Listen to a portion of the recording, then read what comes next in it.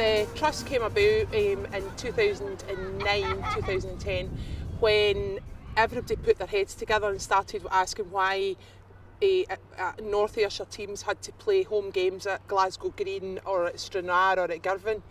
And we sort of cast our eye about, and we had derelict pitches here, and we started sort of thinking, well, how can these not be getting used a wee bit better?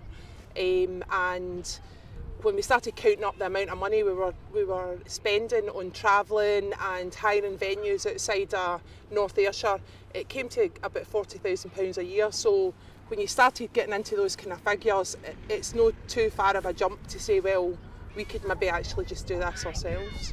We approached North Ayrshire Council. It took us about 3 years of sort of lobbying them and trying to convince them that we could do it and it was a good idea before we had got a listening ear. And there were numerous hoops that we had to jump through to prove ourselves before we got to a stage where the thing was that we were actually talking about us putting money in and them putting money in and it actually becoming a reality.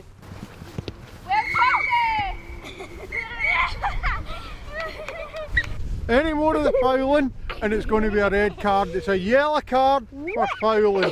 No more. It is a wee bit like a game of football. If you get a referee that's on your side or sympathetic to what you're trying to do, the road that you have to travel is a wee bit easier and doors will open a bit easier for you. If you're getting a referee who's maybe a little bit more sticky, it can mean that the barriers and the hoops that you've got to go through are a wee bit harder and a wee bit more difficult to achieve.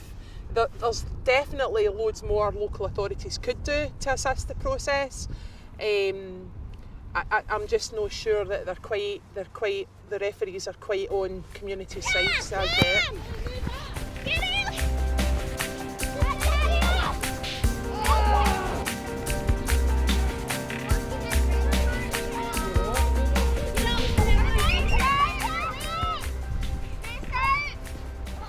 We were lucky in that we had a board. When we formed the board of directors, there were a couple of sort of local employers got on board. They had construction companies, so people actually donated time in kind with machinery, with tractors and trailers. Local farmers donated. The local farmer donated 2 tractors and 2 trailers for 5 days to dig out the foundations of a wee bit of ground that we're planning to develop. So people actually picked up shovels and got on with the job, and donated whatever time and whatever they had to get it to work. We've got our own 12 youth teams and 2 adult teams use it regularly every week for training and games, and we've started to attract teams from the Garnock Valley and even wider. We've had Glasgow teams coming down to use it. Greenock Morton have used it. Troon FC have been up and used it. Kilmarnock Ladies. So as word spreads, and we need to get better at marketing, that's another thing we need to learn, but as word spreads, people are prepared to travel and people are prepared to come down here and use the facilities. Control it and then pass it. That's better. Control it and then pass it. We're definitely not just about football. The football was really just a symbol of what we were trying to achieve. That's what people wanted to do, but we're kind of looking at more at the health and well-being of the entire community, whatever form that might take. If that's a wee cup of tea and a coffee for somebody that's a bit lonely, that we'll do that. If it's tennis, we'll do that. If it's a skate park for teenagers, we'll do that. Or we'll have a good try at getting it done. We definitely won't rule anything out, and we'll be led by whatever people in Beath want to do.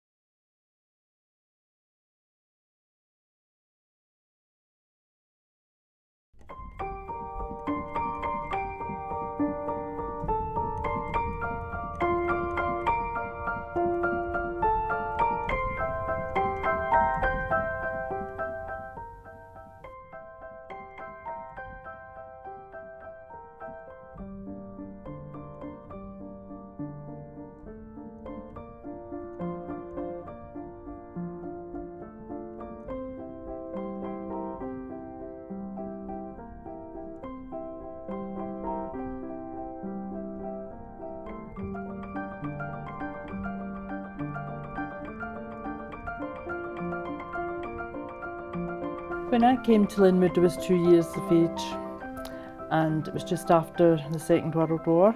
Linwood has changed dramatically from being a small village to a bigger, much bigger place when the car factory came. The Presteel car factory was always there, but when Roots came in the 60s, obviously Linwood became a much bigger place. See the big sign there, Linwood Regional Shopping Centre? That was, when you come into Linwood, that was one of the first big shopping centres that were built, and that's down in where the village was. All the new shops were built, and it was a wonderful shopping centre. They had a Woolworths and a big furniture store and all different shops, and it was absolutely wonderful. After